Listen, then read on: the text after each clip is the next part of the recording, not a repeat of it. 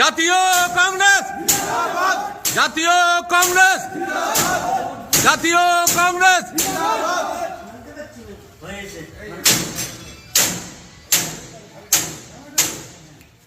বলো বলো। আমাদের পার্টি অফিস যেটা দখল করে গেছিল সেটা আমরা দখল মুক্ত করতে এসেছি আজকে এখানে আমাদের পার্টি অফিস দখল মুক্ত হতে যাচ্ছে। এতদিন যেই পার্টি অফিস আমাদের নিজেদের পার্টি অফিস, এইটাকে তৃণমূলেরা জোর জবরদস্তি দখল করেছে। নদীডাঙ্গা 1 নম্বর অঞ্চলের পার্টি অফিস আমাদের, এটা 2 নম্বর ব্লক করিমপুর 2 নম্বর ব্লকের পার্টি অফিস, সেটা আজকে বন্ধ করে দিয়েছে। আজকে আমার কর্মীরা আজকে নতুন করে এই পার্টি অফিস